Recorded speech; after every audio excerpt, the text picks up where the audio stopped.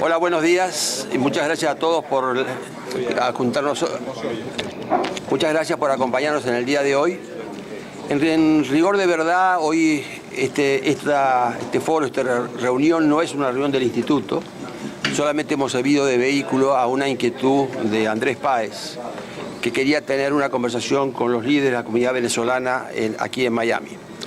Andrés Páez es asambleísta, es miembro del partido Creo, ha sido electo en la última elección para la Asamblea Nacional.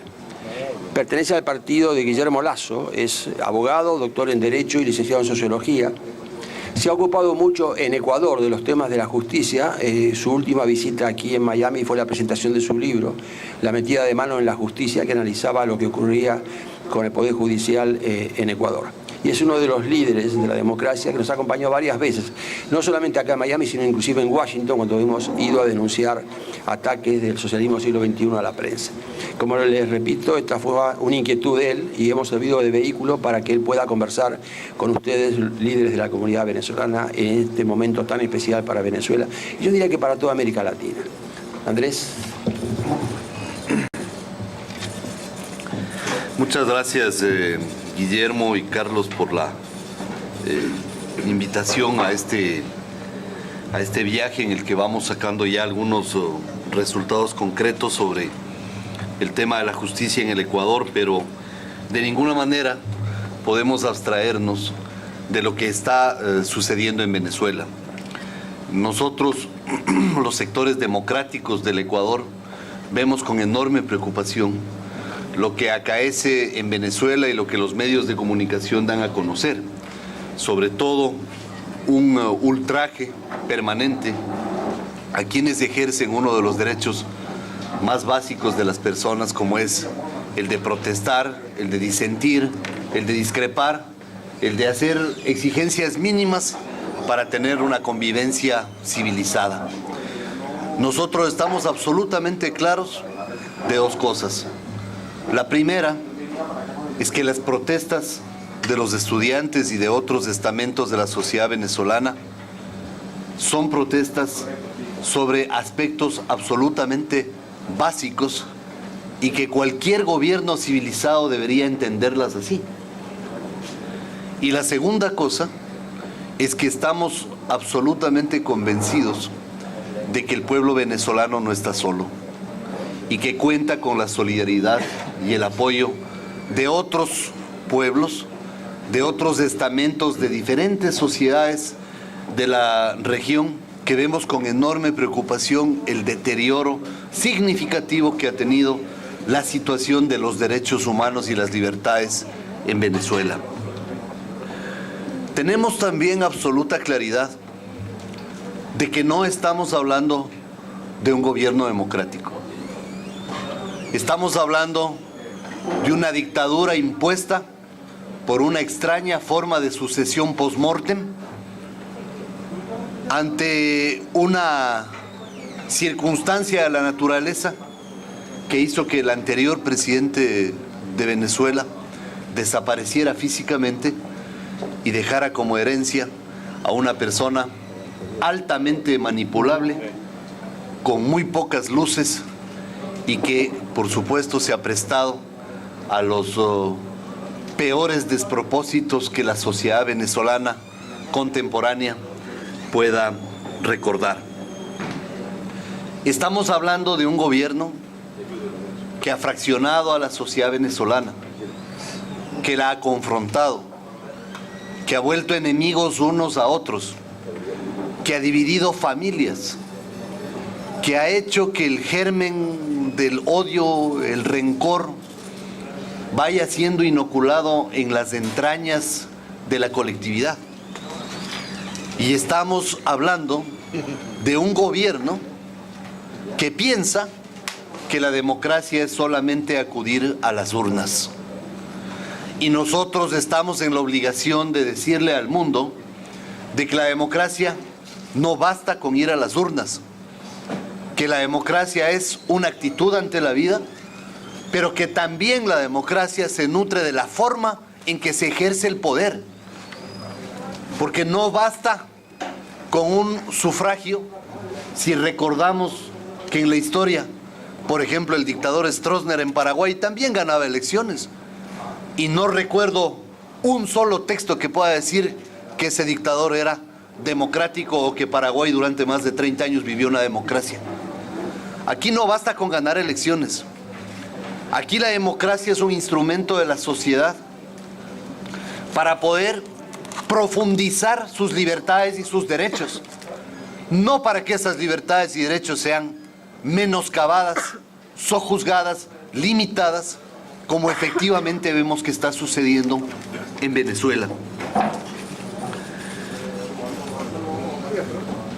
Bajo este modelo de un supuesto socialismo del siglo XXI, nos imponen la idea de que a cambio de dilapidar los recursos nacionales, la sociedad debe mantenerse en silencio y el pueblo no debe protestar frente a lo que está pasando. Pero ¿cuáles son las protestas en Venezuela? Protestas porque ahora para comprar un puñado de azúcar hay que hacer una larga cola, porque hay un desabastecimiento, porque hay una insuficiencia en los servicios básicos, porque hay un atropello permanente a las libertades, porque hay una corrupción galopante, porque durante estos 15 años se han fraguado enormes fortunas que ahora están en manos de quienes antes del chavismo realmente no tenían ni para comprar un rollo de papel higiénico, que ahora escasea tanto en esa sociedad insólitamente. Un pueblo que está reclamando contra la inseguridad, contra la criminalidad, y un pueblo que se levanta indignado al ver que hay hordas de maleantes auspiciadas por el gobierno, ante la mirada complaciente de la Guardia Nacional y hasta del mismísimo ejército, que son las que provocan y protagonizan los actos de violencia en Venezuela y que son las que están cobrando vidas de gente inocente en Venezuela y que son las que se enfrentan a los estudiantes que no tienen otra arma que sus sueños y que sus esperanzas de tener un país mejor y un país en libertad. La comunidad internacional tiene que saber que esas hordas de maleantes en motocicletas que suelen disparar a gente inocente, que se bajan sin ningún desparpajo a ultrajar a ciudadanos comunes, esas hordas están siendo auspiciadas directamente por el régimen de Maduro.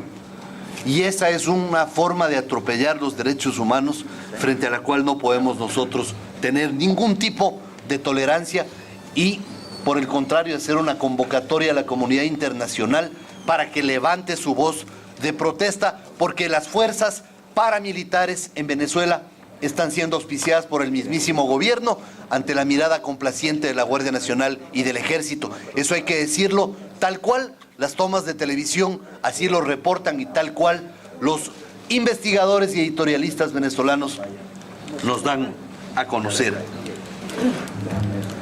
Hay que decirle algo al gobierno de Maduro.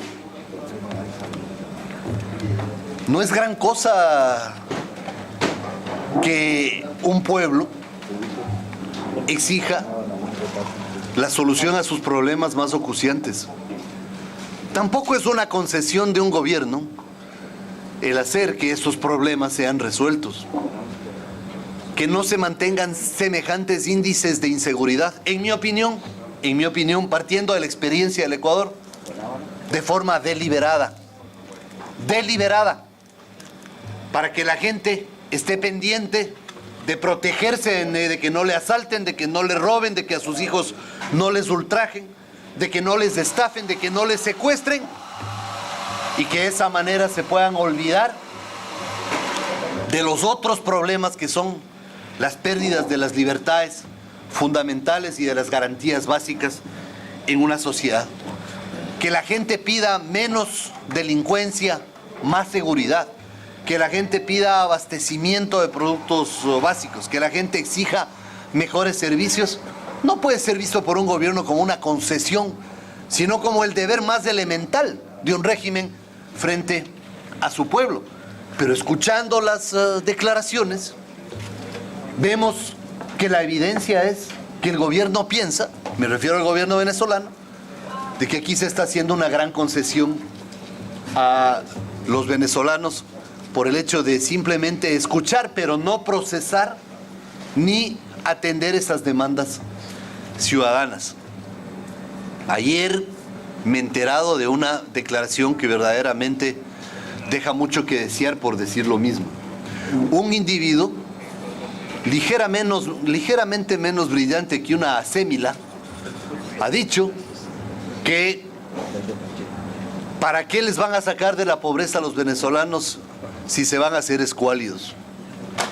Una barbaridad, una torpeza de ese tamaño no puede ser sino objeto de nuestro más profundo rechazo. Ministro de Educación. Y encima eso es el ministro de Educación, porque a la gente no se le saca de la pobreza para que se convierta a un bando a otro. A la gente se le saca de la pobreza para que pueda disfrutar de la sociedad en la que vive y en la que contribuye. A la gente se le saca de la pobreza para que pueda vivir en libertad, para que tenga garantías, para que se convierta en un elemento protagónico del progreso de una sociedad, no para ponerle en un bando. Y ante ese tipo de declaraciones realmente vemos con enorme preocupación que en Venezuela las cosas van de mal en peor cuando vamos entendiendo la calidad argumental de los máximos líderes de esta supuesta revolución que más tiene un tufo a involución social.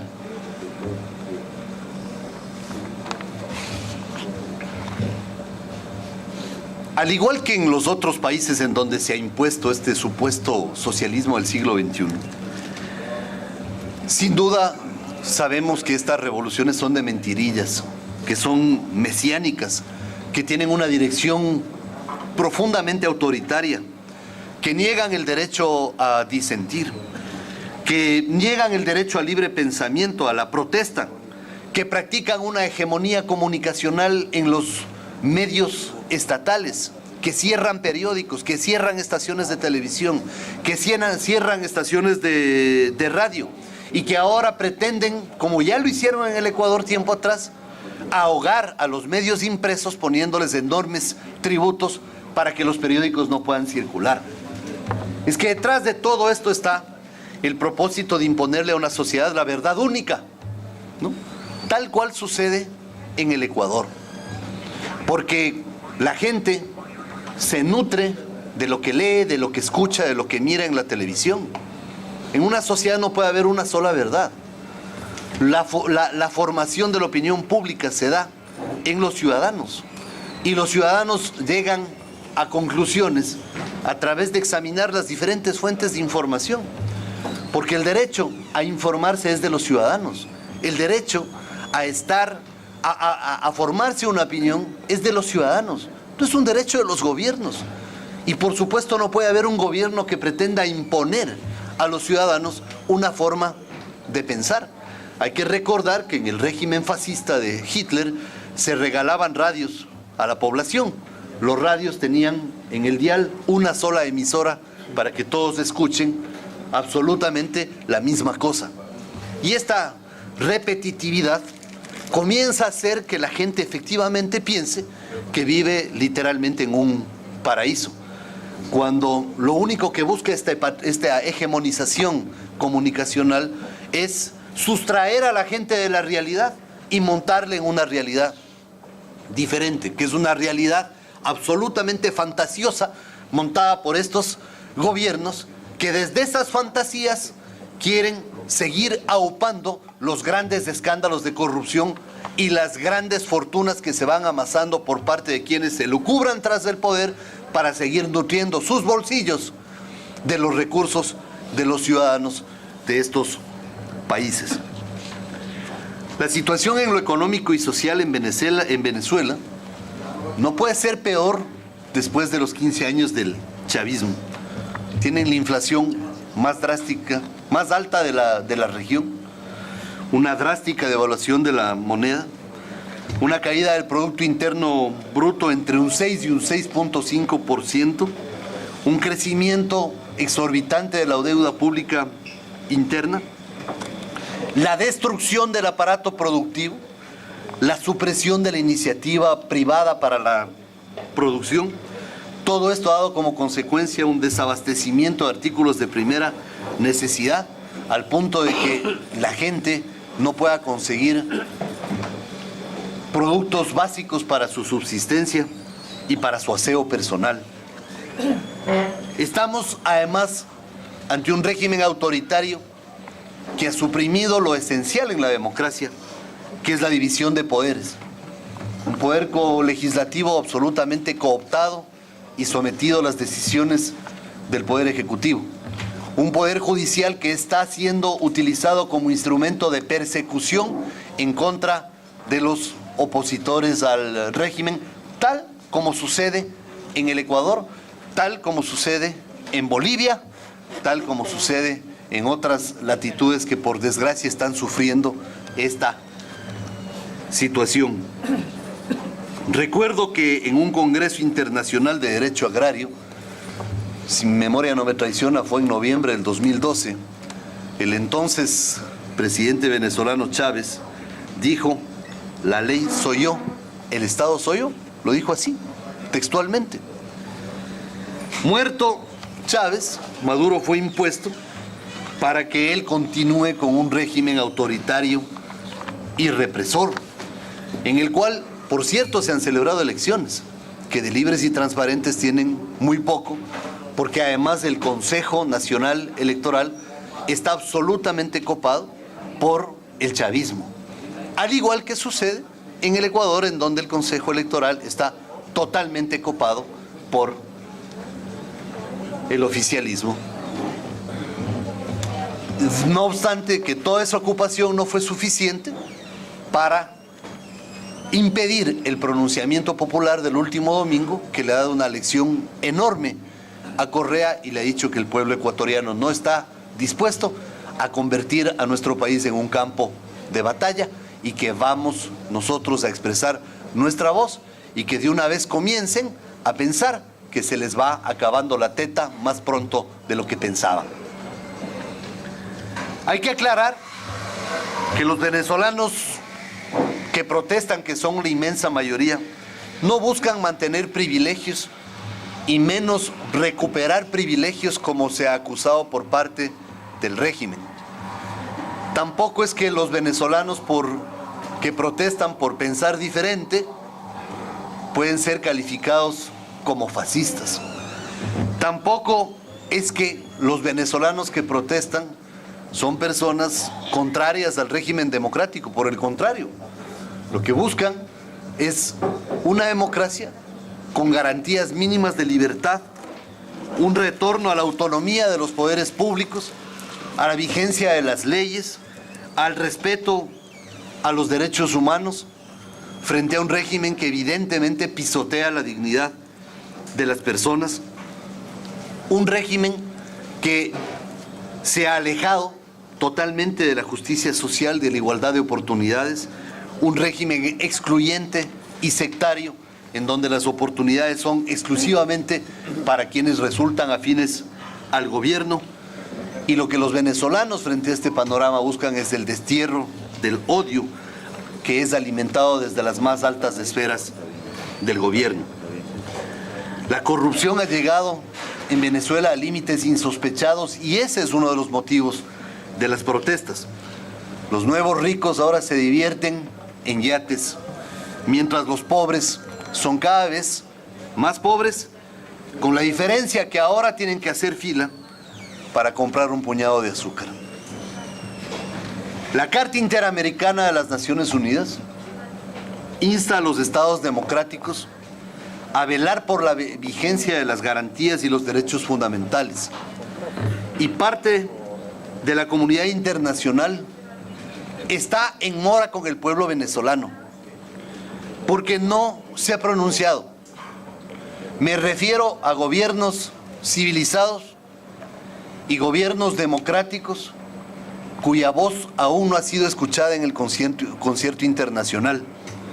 No me refiero a los que secundan al chavismo y que se quedaron callados ante el genocidio de Gaddafi, que están contemplativos frente a la masacre que se produce en Siria en este momento, y por supuesto que salen a respaldar, como lo ha hecho el presidente ecuatoriano Correa, al régimen venezolano, en lugar de entender el alcance de las protestas que en ese país se desarrollan. Ante la vigencia de la Carta Interamericana, es importante que la comunidad internacional y que los sectores democráticos de la comunidad internacional nos unamos para hacer un reclamo a esa comunidad internacional de que haga al menos un pronunciamiento. La sociedad venezolana y las sociedades civilizadas del mundo extrañan de la OEA un pronunciamiento contundente frente a la situación que pasa en Venezuela, al punto de que la Organización de Estados Americanos está pasando desapercibida en la crisis más grave que ha tenido Venezuela en los últimos años, especialmente desde la inauguración del régimen chavista. Es obvio de que hay un emparentamiento con posiciones autoritarias en donde la comunidad internacional tendrá que hacer un juzgamiento oportuno y en su momento de las actuaciones de estas instancias internacionales que desgraciadamente se mantienen por presiones internas en silencio, en un silencio que termina siendo cómplice frente al desangre que se produce en la hermana República de Venezuela. Un hecho que preocupa de manera especial es el encarcelamiento del líder de la oposición, Leopoldo López. Ese encarcelamiento es muestra de las más rampantes arbitrariedades y como ecuatoriano, como ser humano, como ciudadano latinoamericano, me sumo a las exigencias de que se libere inmediatamente al líder opositor Leopoldo López, porque no se trata y la discusión no está en cuál cárcel se encuentra ni la forma en que es tratado. El problema es que es un líder opositor encarcelado, una voz de la oposición que está siendo sometida a este despropósito del régimen de acallar las expresiones de quienes están en franca protesta frente a los abusos de poder que se cometen en Venezuela. Los hijos, la familia de Leopoldo López han sido sometidos a los más escabrosos padecimientos por el delito de soñar en una Venezuela libre de maleantes y de mediocres enseñoreados en el poder que disfrutan de las poltronas burocráticas a espaldas de la trayectoria histórica de una nación que merece sin duda un mejor destino que el que actualmente tiene.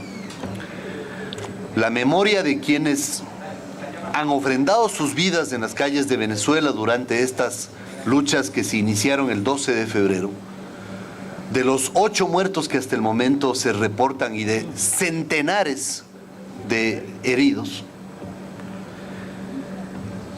esa memoria no puede ser sino un estímulo para continuar en la lucha, en la clara y categórica defensa de los más elementales derechos del pueblo venezolano.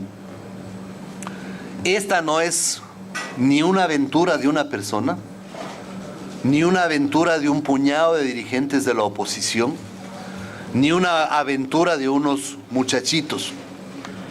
Esta es una causa nacional. Esta es una causa de la sociedad venezolana. Se trata de defender un país, se trata de defender el futuro de una nación, porque aquí no está en juego quién detente el poder. Aquí lo que está en juego en el fondo es el futuro, el destino de Venezuela. Y eso es lo que a nosotros nos debe juntar. Y eso es lo que debe provocar que aunemos esfuerzos. Aquí no se trata de quién detente el poder, insisto. De lo que se trata es del destino de una nación, del futuro de nuestros hijos, del futuro de nuestras generaciones venideras y por supuesto de los que ahora están gestando Venezuela, en algunos casos desde fuera de sus fronteras. Esta bandera tricolor venezolana manchada por la sangre de estos héroes que en las calles han ofrendado sus vidas que se han enfrentado a estas hordas de maleantes y delincuentes auspiciadas por el gobierno de Maduro, sin duda volverá a flamear en la inmensa patria llanera y estaremos todos dispuestos a apoyar este esfuerzo democrático y humanitario que hacen los venezolanos desde el lugar en que se encuentren para provocar una salida pacífica a este entuerto en el que se halla la sociedad venezolana en este momento. De lo que se trata es de que todos soñemos en que Venezuela puede recobrar la normalidad, la paz, la tranquilidad, y de que mañana las madres mirarán a sus hijos que se marchan a estudiar con la seguridad de que volverán a casa, de que los padres saldrán a trabajar con la seguridad de que no serán objetos de un asalto, de una agresión o de un ultraje por parte de estas bandas delincuenciales auspiciadas desde el régimen de Maduro. Con la tranquilidad de que estos niños saben también que volverán a sus casas a abrazarse con sus padres, que están todo el tiempo empeñados en el esfuerzo de construir un país diferente y empeñados en el esfuerzo de darle a Venezuela el color que merecen los sueños de su gente.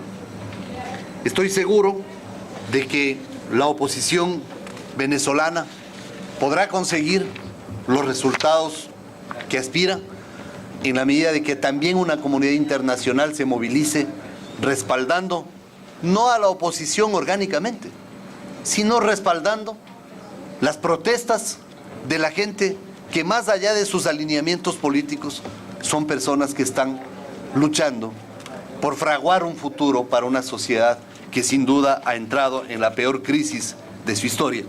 Y una sociedad que ahora se revela de continuar siendo manejada y conducida por quienes, con mediocridad, con una ineptitud manifiesta, no han sabido darle una dirección al enorme poder que han detentado y que tampoco han sabido invertir la incuantificable cantidad de recursos que la naturaleza les ha dado. Que lo único que se ha logrado con los enormes recursos del petróleo de todo este tiempo es que un grupo de aventajados fraguen enormes fortunas mientras la inmensa mayoría del pueblo no ha recibido aquello sino por goteo. Así que mi presencia aquí es para darle un abrazo afectuoso a Leopoldo López a la distancia, a los compañeros líderes de la oposición venezolana, a ustedes que desde cualquier latitud siguen alimentando los esfuerzos de ese pueblo en su lucha por la libertad y por la democracia. Expresarles que en el Ecuador existen sectores democráticos totalmente dispuestos a apoyar por los más diversos medios todas estas iniciativas de lucha en contra de un régimen que en mi opinión es claramente fascista, en un régimen en donde el autoritarismo se ha enseñoreado y un régimen que está ultrajando los más básicos y elementales derechos humanos de las personas. Solo me queda por decir que somos una enorme patria que está por sobre las fronteras. Incluso compartimos los mismos colores en las banderas.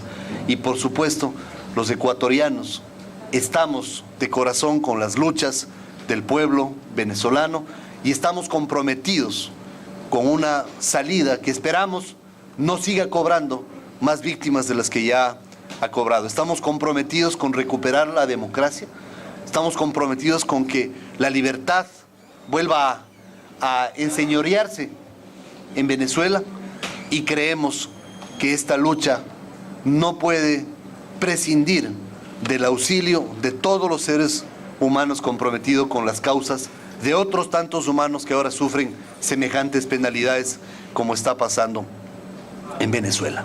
Así que gloria al bravo pueblo llanero y un afectuoso saludo para ustedes.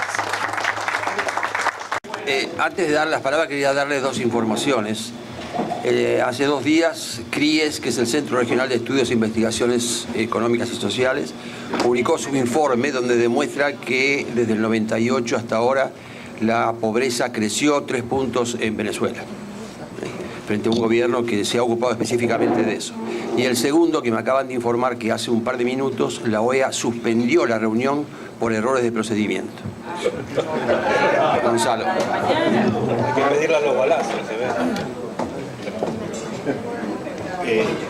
Gracias, Guillermo. Yo tengo un agradecimiento, una petición y una pregunta. El agradecimiento, por supuesto, es por el apoyo manifiesto, porque es necesaria la unidad de todos los países por el rescate de la democracia en nuestro continente. Vaya el agradecimiento por sus palabras y los criterios. La petición es, cuando hablamos de Leopoldo López, lo hablamos de preso político. Tenemos el caso de un preso político muy notable y de muchos otros presos políticos, además de Leopoldo, el caso del comisario Iván Simonovic. El comisario Iván Simonovic está preso por defender al pueblo venezolano ante una emboscada ocurrida ya hace más de 12 años. Y todavía está preso por retaliación política. Hay un libro acá que está a la venta y que es muy interesante porque él relata todas sus historias. Entonces la petición es, cuando hablamos de presos políticos como Leopoldo López, que se pida la liberación de todos los presos políticos, que no son dos, hay decenas de presos políticos en este instante en Venezuela, decenas. Entonces que se pida o se reclame el derecho a la libertad de los presos políticos y el caso muy notable de Iván Simonovic, además del de Leopoldo López, que en este instante pues entra dentro de ese grupo. Y la pregunta, a la luz de los resultados electorales del Ecuador, en donde evidentemente hubo una influencia en el votante ecuatoriano de lo que está sucediendo en Venezuela, a la luz de esos resultados, ¿qué espera usted de la política en Ecuador con respecto a los medios de comunicación en el Ecuador, dentro del Ecuador?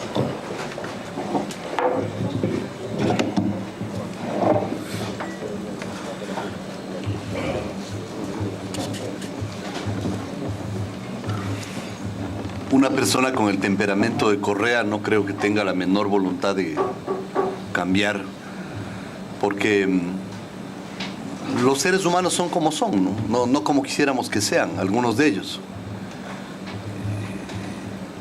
Y sin duda la reacción de Correa de ayer da muestra de que no hay ninguna disposición a cambiar. Ayer salió a decir que él ha ganado las elecciones. Sí, eso dijo. Yo gané las elecciones. Cuando basta ver los resultados electorales y es verdaderamente, para él debe ser muy preocupante que en 20 de las 24 capitales de provincia los alcaldes son opositores, los alcaldes electos. Más de la mitad de las prefecturas están en manos de la oposición. Y que ciudades donde ellos tenían ganadas las elecciones anticipadamente y que habían cooptado a los alcaldes de esas localidades, ahora resulta de que están en manos de la oposición. Los resultados son demoledores. Estoy seguro de que lo que están pensando es hacer una enorme campaña de medios de comunicación para tratar de convencerle a la población de eso, de que han ganado las elecciones y creo yo de que el gobierno de Correa seguirá en una permanente actitud de hostigamiento a la oposición. De hecho, ustedes saben que a fines del mes de diciembre, en una extraña operación judicial, se produjo el allanamiento al domicilio y a la oficina de un legislador, Clever Jiménez, y de su asesor, Fernando Villavicencio, que está aquí a mi izquierda. Fernando estaba en su casa descansando con su familia y llegó el fiscal con la policía en un operativo que ya quisiéramos que se produzca para detener a los delincuentes, ¿no? Un operativo pero enorme, con cámaras de televisión, mientras dormía, casi en la madrugada, y se llevaron las laptops, los teléfonos celulares, las computadoras. Esto fue el sábado en la madrugada, literalmente, ¿no? Sí, ¿no? 26 de diciembre. Y al día siguiente, pocas horas después, Correa decía todo lo que había en las computadoras que se habían incautado. Pero suponíamos que los que habían incautado era la fiscalía, no Correa, pero Correa ya sabía. Porque hay una manipulación del Poder Judicial.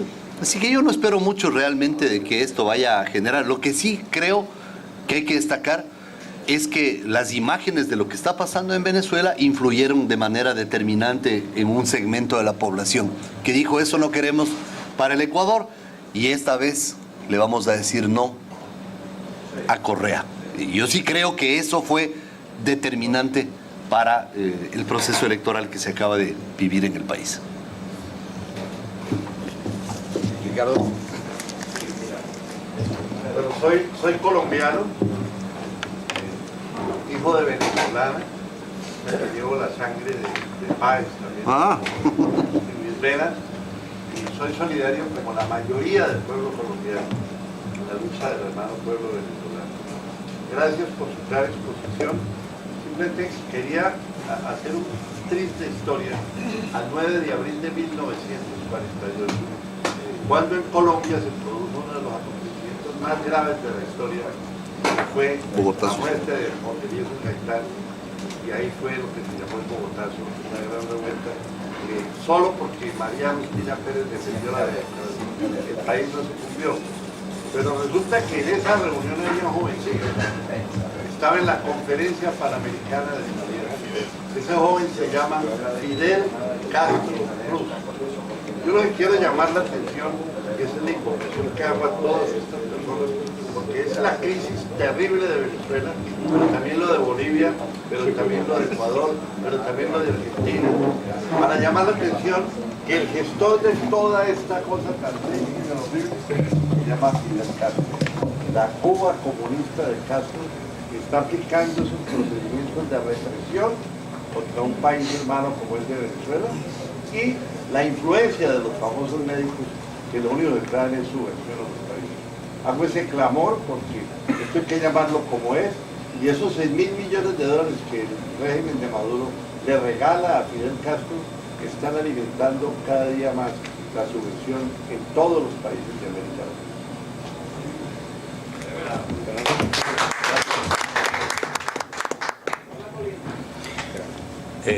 Bueno, perdón. Hay una otra voz ecuatoriana que no quiere quedarse callada. Yo saludo la presencia de Andrés, me siento menos solo.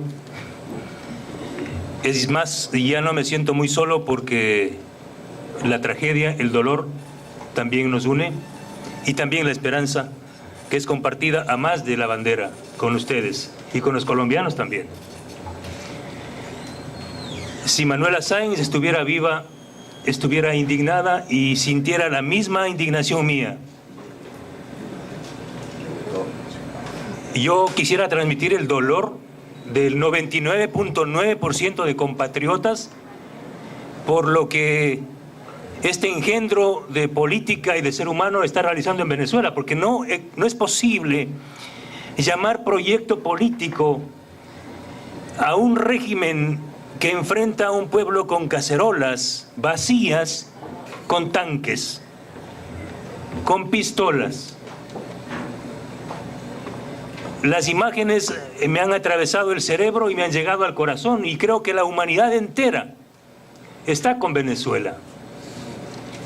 Y me duele, y hasta quisiera ofrecer disculpas a nombre del pueblo ecuatoriano por la irracional actitud del presidente de Ecuador de respaldar a un régimen que está cometiendo un crimen contra su pueblo. Yo creo que más allá de llamarlo héroes a los hermanos y hermanas venezolanas, ellos primero son víctimas y son asesinados, son personas asesinadas, y como tal tiene el gobierno que responder ante las cortes internacionales. Estos crímenes de lesa humanidad no pueden quedar en la humanidad, en la impunidad. Cuando yo leo la historia de Venezuela, yo digo, no sé mucho de Venezuela, pero voy a hablar del Ecuador y verán que me entienden. Porque son historias paralelas. Chávez dijo un día que a este muchachito que anda gateando por ahí, cuando se refería a Correa, Chávez le enseñó a pararse y a caminar, por supuesto. Y Chávez firmó los primeros contratos petroleros con Rafael Correa, los más nefastos contratos petroleros para el Ecuador y para Venezuela, pero no para los intermediarios que se llevaron las enormes prebendas, los intermediarios petroleros cercanos a Diosdado Cabello y a los militares que controlan el poder. Y esa información me la sé muy bien. Todas las mafias petroleras que están unificadas a las mafias de Ecuador y a las mafias de Venezuela, esas son las que sostienen el poder. Ahí no hay un proyecto político. Son gobiernos muy parecidos a Al Capone. Cuando ahí me dicen define el gobierno de Ecuador y de Venezuela, digo, vean El Padrino, las 3 películas. Esas son nuestras realidades. Y son gobiernos altamente cínicos, como ha dicho Andrés. Pierde, le patean en el piso el domingo al presidente Correa. Es una derrota estrepitosa y dice que ha ganado. Y si yo gané el partido, aunque ellos metieron más goles. O sea, es el gobierno del cinismo. Es el gobierno de la brutalidad, lo que hicieron con mi familia, con mi casa. No tiene antecedentes. Y hoy me tienen en el exilio. Cuando yo vi un grupo de Robocops entrando a la casa de la familia de Leopoldo, entrando al partido de Leopoldo, dije, esos son los mismos del Ecuador. Porque es la misma maqueta, es la misma matriz. Pero vean, compañeras, perdón, quito esa palabra que usa Correa. Vean, hermanos y hermanas venezolanas. El domingo, Ecuador, un país lindo, inteligente, le dijo no al autoritarismo. Y el mejor respaldo que ustedes han recibido fue esta victoria política electoral del día domingo en Ecuador. Esa victoria política de la oposición ecuatoriana está recorriendo las primeras portadas de los periódicos del mundo. Y esa victoria política se suma a los muchachos que en Caracas, en el Táchira y en todo lado están resistiendo. Aquí hay una hermandad en la resistencia. Ojalá Ecuador no vaya por el camino de Venezuela. Ojalá Correa entienda la lección del día domingo y no nos conduzca a la calle, porque si no, también les quiero decir que Ecuador es un país que se hizo en las calles. Nosotros hemos tumbado 3 gobiernos, y un cuarto el domingo vimos que es muy fácil, porque al que se lo tumba en las urnas se lo tumba en la calle. Y yo creo, compañeros, que los días de Maduro son pocos, pueden ser algunos. Yo creo que la dictadura y el tiempo de la dictadura en Venezuela, y creo que el tiempo de las dictaduras en América Latina, de estos remedos de socialismo del siglo XXI, en Argentina, con este gobierno mafioso de los Kirchner, en Bolivia, en Nicaragua, sí, en Ecuador y en Venezuela, está llegando a su fin. Y pronto, no en Miami, también en Miami, en Caracas, en Quito, en La Paz, en Buenos Aires, en Managua y ojalá en La Habana podamos levantar nuevas banderas. Al menos hoy les dejo estas palabras un poco quebradas y un corazón enormemente amarillo, azul y rojo. Gracias. Bravo.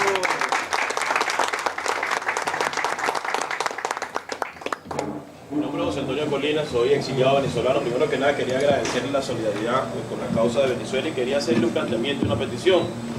No sé cómo está el porcentaje de diputados de la oposición en el Congreso de Ecuador y a ver si había la posibilidad de que los diputados de oposición de Ecuador pudieran hacer una manifestación por escrito, primero a favor de la causa venezolana y segundo, aunque Correa no va a hacer caso, podían emplazarlo a que también se pronuncie como Estado miembro de la OEA para que se active la Carta Interamericana Democrática. Sabemos que no lo va a hacer, pero creo que sería una presión y dejarlo en evidencia a nivel internacional, sobre todo en estos momentos que Venezuela está en el ojo del huracán y ha captado la atención de todos los medios, de todas las agencias de noticias internacionales y de deportistas, periodistas.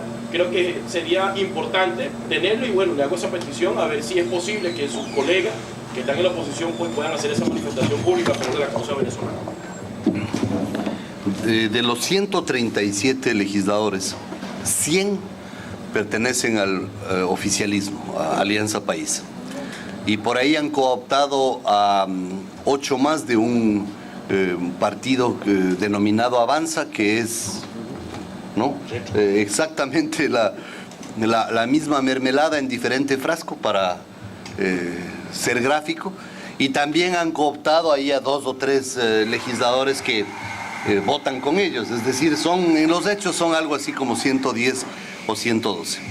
Pero el Congreso retomará sus actividades luego del miércoles de ceniza, es decir, de hoy en 8, que será miércoles de ceniza, y ahí vamos a plantear una resolución a la Asamblea que evidentemente no va a pasar porque la van a bloquear, ni siquiera van a dejar que se trate.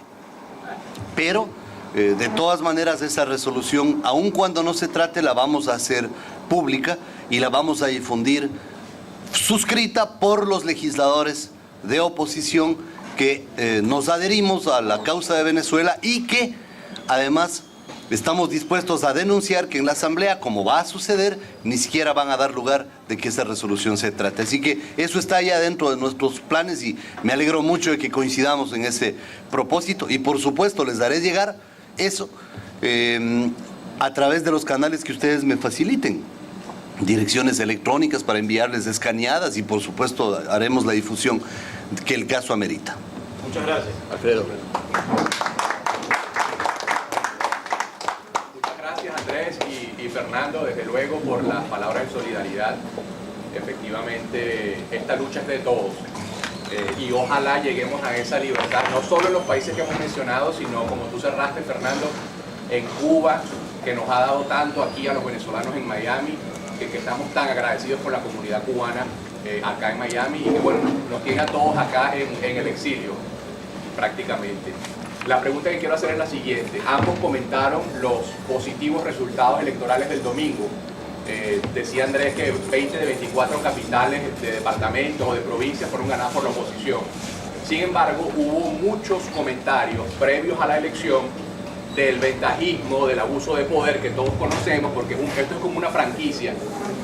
Lo mismo hacen en Venezuela. Cuando uno lee el libro del presidente Osvaldo Hurtado, Las dictaduras del siglo XXI, usted simplemente le cambia el nombre a la institución y es lo mismo en Nicaragua, es lo mismo en Ecuador, es lo mismo en Bolivia, solo que en algunos casos tienen nombres diferentes. Pero en el ente electoral tienen el mismo nombre en Venezuela y en Ecuador, el Consejo Nacional Electoral. ¿Hasta qué punto hubo fraude el domingo? ¿Hasta qué punto el proceso fue transparente? Porque no es poco decir que Correa fue derrotado en las urnas, como ambos de ustedes reconocieron. Entonces, ¿hasta qué punto ese camino es confiable en el Ecuador y hay la posibilidad, ya sea de un referendo o de la próxima elección presidencial, que pierda? Porque les digo algo, a mí me llama la atención cuando, sin tomar en cuenta Cuba, cuando los otros países, por ejemplo en Colombia, que están a punto de tener la elección, cuando dicen en Colombia estamos mal, en Colombia la situación es gravísima, no dejemos, a mí me causa un poco cuando lo comparo con Venezuela, digo no, mal estamos nosotros. Lo mismo pienso de Ecuador. Así las instituciones estén absolutamente tomadas, la impresión que hay desde afuera es que Ecuador está mucho más organizado, es mucho menos caótico que Venezuela. Entonces la pregunta específica es la parte electoral. ¿Hubo fraude o no? Porque escuché que la camarada Tibisay Lucena, que es la presidenta del Consejo Electoral, estuvo en Ecuador ofreciendo algún tipo de asesoría. Y como es una mujer absolutamente tramposa, porque ese es el nombre que tiene, entonces quiero saber qué está pasando en Ecuador. Yo te agradezco, Alfredo, por tu pregunta, porque me conduce a mencionarles dos cosas que ustedes deben saber.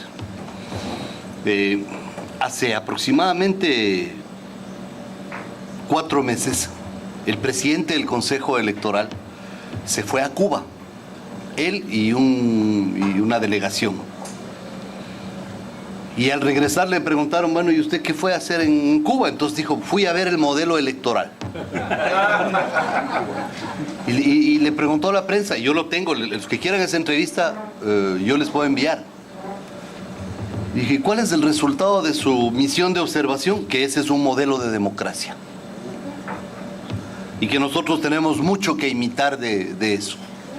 Bueno, luego, como hace un mes, fue esta señora Tibisay Lucena, a la que algunos sectores la declaramos persona no grata en el Ecuador, para prestarle al Consejo Electoral del Ecuador las maquinitas del voto electrónico. Y llevaron las máquinas, o sea, no fue ella, fue ella y las máquinas. Y las aplicaron en la provincia de La Suay y en la provincia de Santo Domingo de los Áchilas. Y en las dos provincias perdieron con las máquinas. Que sin duda no creo que sean unas máquinas transparentes que puedan superar el menor, pero el menor examen de calidad. Son máquinas que sin duda están interferidas y están manejadas tecnológicamente para trastornar los resultados. Pero eso no es todo. Correa tiene su sabatina todos los sábados. Él por la mañana habla a través de más de 200 emisoras de radio y 5 canales de televisión. Yo le llamo la hora loca de los sábados. Entonces ahí él se despapaya e insulta a todo el mundo, descalifica a cualquier ser humano que se cruza por delante y dice que eso es información. Estaba tan desesperado por los resultados electorales que el tipo dijo: la víspera de las elecciones, o sea, el último sábado, voy a hacer sabatina.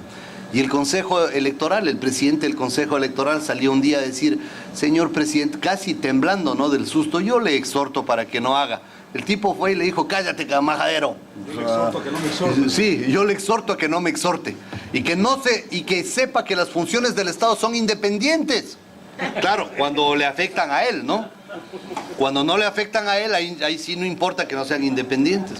Y hizo su sabatina, pero yo creo que el resultado de eso fue exactamente contraproducente para el propio Correa, porque la gente vio que el abuso de poder ya llega a esos límites. Entonces la gente más bien creo que eso fue un gran estimulante. Yo de hecho el viernes en la noche dije: mañana por la mañana le nombramos a Correa jefe de campaña de la oposición. Porque el tipo el día sábado lo que nos hizo es un gran favor de, con su actitud autoritaria y arbitraria, hacer que una enorme cantidad de población que estaba indecisa se vuelque a votar por los candidatos que no eran del oficialismo. Ahora, en el fondo, Alfredo, ese Consejo Electoral son 5 miembros, todos son oficialistas, todos. El que preside el Consejo Electoral fue ministro de Correa. Fue hasta hace poco ministro de Correa, renunció para ser presidente del Consejo Electoral. Así que ahí los consejos electorales de cada provincia, todos son correístas, todo. De hecho, en Quito, el que presidía el Consejo Electoral era un ex empleado de Barrera, el candidato perdedor. Entonces, lo que te quiero decir es que la franquicia chavista funciona exactamente tal cual en el Ecuador, de una manera más rápida que en Bolivia, y la han perfeccionado. O sea, le han ido puliendo detalles para hacerla más eficiente. Quizá eso es lo que Correa puede mostrar al mundo, de que él la franquicia chavista la ha perfeccionado y ha hecho las cosas muchísimo más rápido que en Venezuela, que en Bolivia y que incluso en Nicaragua. Beatriz. Bueno, yo quería darle las gracias igual que todo el mundo y le quería pedir que a mí me preocupa un poco que obviamente estamos como en un furor de esperanza, ¿no?, por este despertar de la población venezolana que hace ya un tiempo ha estado sometida y dormida dentro de este comunismo que además imparte miedo, advertencias, etc. Y despertó, y entonces eso nos trae como una esperanza, y a mí me preocupa un poco que habrán ciclos y que quizás no es tan rápido como todos queramos, y que habrán ciclos de que nos irá mejor y otros que estaremos un poco más abajo y más arriba, y que va a ser un proceso, en realidad nadie puede adivinar cuánto tiempo va a durar, pero yo creo que va a ser un proceso un poco más largo y quizás nos cansemos los venezolanos, que hayan más muertos y lo repensamos y lo pensamos. Mi petición es que la atención internacional es clave en este proceso dentro de Venezuela, porque el gobierno sí le importa lo que internacionalmente se dice. Y si algo ha beneficiado enormemente este despertar de los venezolanos y la arremetida del gobierno, es que ya nadie se come el cuento de que allá cuidan a la ciudadanía y nos protegen, etcétera, porque, bueno, ahí están las evidencias. Y es más, cuando entrevistan ahora a cualquier chavista y él dice: ay, pero yo no he visto nada de eso, pero el periodista le dice: pero si yo lo tengo, si quieres te lo doy. Y ellos niegan la evidencia. Ellos ya se desenmascararon antes, que es uno de los beneficios más grandes que yo veo de esta situación, ante la opinión internacional. Ahorita, el que calla es porque está enchufado, como usted dijo bien, en esa urbe, ¿no? Entonces, pero lo que quiero decir es que es importante la constancia, la atención constante en cuanto a lo que sigue sucediendo, porque si aflojamos un poco la atención internacional, se nos enfría la cosa en cuanto a la cuestión interna, que se enfríe en algunos momentos o no, y que la gente se esperanza y a veces otros se frustran y que a veces no conseguimos estar de acuerdo en forma. Eso es un proceso normal, pero la atención internacional es clave para mantener una línea de fuerza en contra de Maduro y en contra de este gobierno. Entonces yo lo que les estoy pidiendo es que si bien en esta asamblea ustedes no van a poder verdaderamente lograr nada, por favor sigan mencionándonos públicamente, usándonos como un ejemplo de atrocidad y de muertos, y por cierto ya vamos por 15 muertos ayer.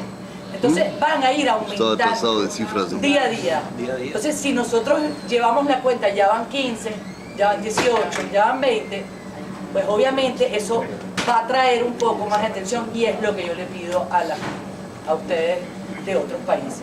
Y usted particularmente, muchas gracias. Gracias a ustedes.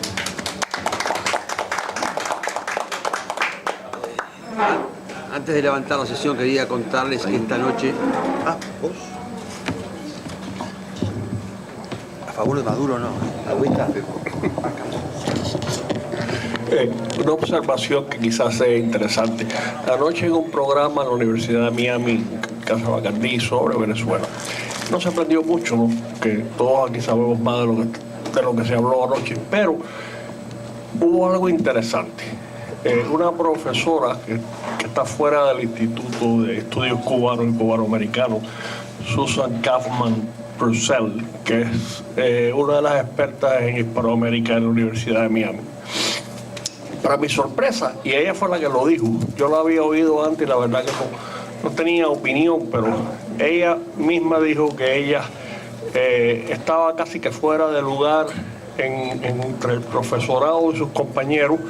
Ella misma dijo que una judía nacida en New York City, que no fuera de la izquierda, era una cosa anormal, y que casi que todos sus amigos estaban allí sentados en el panel. Pero a lo que se refirió, que me parece interesante para todos aquí, es que para la izquierda internacional todavía, aunque sea hipócritamente, aunque sea de la boca para afuera, la defensa de los derechos humanos sigue siendo una bandera. En este momento, en los últimos días, en eso se está convirtiendo la lucha en Venezuela. O sea, sobre todo en los medios, como se llaman las redes sociales, se está hablando mucho ya directamente de los abusos de los derechos humanos. Y eso puede tener una importancia grande, sobre todo en ambientes de la farándula, del espectáculo. Hay artistas famosos y conocidos que están apoyando la causa de los estudiantes de la oposición en Venezuela. Y eso puede tener una importancia grande, porque es algo que de verdad puede cambiar la opinión pública para lo que sirva eso. Yo personalmente no creo que sirva de mucho, pero la situación en Venezuela está cambiando casi que diariamente. Y de la misma semana pasada a esta semana ha cambiado bastante. Y esto puede ser una situación que se le vaya de las manos al gobierno. Verdaderamente que no sabemos lo que puede pasar. Y lo único que se puede es esperar lo mejor y seguir apoyando de la manera que uno pueda a esos valientes jóvenes que están en las calles en Venezuela luchando y que lo siguen haciendo cada día más. Así que eso es lo que quería decirle.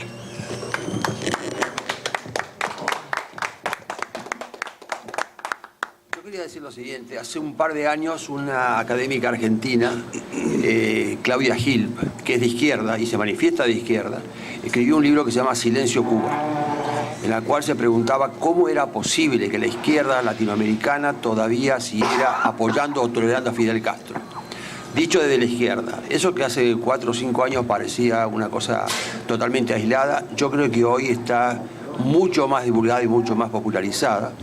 Y la izquierda académica en Estados Unidos comienza a decir que sigue creciendo todavía en el socialismo, pero que ya no se puede llamar democracia ni a Venezuela, ni a Ecuador, ni a Nicaragua, ni a Bolivia, y que en el caso de Argentina la democracia está en peligro. Es decir, ya la izquierda la izquierda seria, digo, del mundo académico, comienza a darse cuenta que es una enorme diferencia hablar de un proyecto socialista y ver la realidad de lo que pasa en estos países. Bueno, si nadie más quiere entonces hacer uso de la palabra, les agradezco mucho, especialmente a Andrés y a Fernando. Y esta noche tenemos nosotros en el instituto, en el Hotel Intercontinental de la avenida 87, una jornada de solidaridad con Venezuela. Así que los espero y muchas gracias a todos nuevamente. Gracias.